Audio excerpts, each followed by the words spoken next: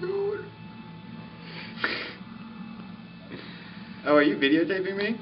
Definitely. Hey guys, thank God it's Friday. So this week I did 3 really cool things. And we'll start off with the second thing, because the first and last thing kind of go together. So as you guys know, I got hired as an RA for next year, and on Tuesday I met the staff for the first time, and basically, they're awesome. They're hilarious, they're dorks, they're funny. I'm super excited for next year. So, the second thing. First thing, chronological order-wise. On Sunday, there was this run called the Brew to Brew. It runs from the Boulevard Brewing Company in Kansas City to Free State Brewery, I think, in Lawrence. And my brother was running it, and so was the running club here. And as we all know, Nick is the founder of the running club, so I just kind of tagged along. And although I told Nick I was really tagging along to cheer them on, what I was really going for was Walter's birthday was on Sunday, and Walter's also running the race.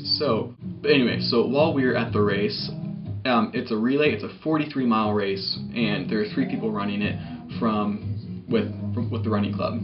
Now, 3 people running 43 miles averages out to be about, let me get out the TI-89, averages out to be about 14.3 repeating miles.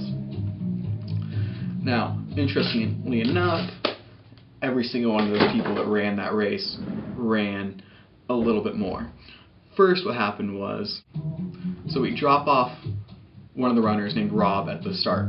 So we drive to the start of the 3rd leg, and once we saw him run by there, we were supposed to drive to the 4th leg just to pick him up so the next person can get off.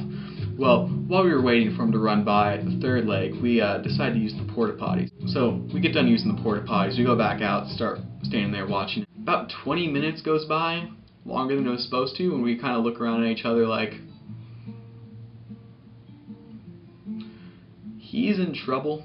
So we go back to the car, we're driving down opposite direction of the race, trying to see if we see him, if he like sprained an ankle or something, and then we think, do you think he ran by while we were using the porta potties? So we hightail it to the 4th leg, and then we get there, and he's standing there. We're like, okay, great. So we get out, one runner runs away, Rob hops in the car. Apparently what happened was, Rob ran by while we were using the porta potties. He got to the 4th leg, didn't see us, ran up to the next one, didn't see us there, and ran back. Basically, we're awful people. So about an hour later, we're going to drop off Nick, so Nick can tag out for Seth, Seth can get in the car, and Nick can run his mile. Well, we don't see Seth, so we drop off Nick so he can walk around, see if he can find Seth. We start driving up to the next one. Well, while we're driving up, we see Seth running by, and apparently we dropped off Nick a mile and a half short of where he was supposed to be. So nothing else big happens between that point and the end, except for the fact that beforehand, I guess, we miscalculated the mileage for the last few legs of the race. And Nick, instead of running 14.3 repeating miles, runs a little over 18. He was not happy. So third and actually the final story. So real quick, 3 weeks ago Walter turned me on to this musician called Shaky Graves. And I was like, hey, this guy's pretty good. So I used the almighty Google and Googled where his tours are going to be just to see, because, you know, Bonnaroo still might be an option, but if not, I'd still like to go to a concert. Well, it turned out that within that 3-week span of me finding out and yesterday, he had a show in Lawrence.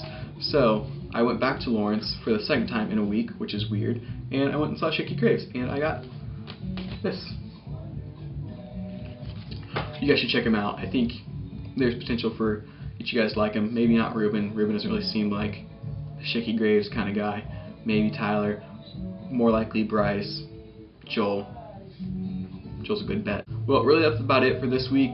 Ruben, can you explain to me how that ranking system works? Because I thought the lower number that you have, the better. Like, #1 team in the nation is the best team in the nation. I don't get how having a higher number helps you out. Bryce, it's nice to see that you're back.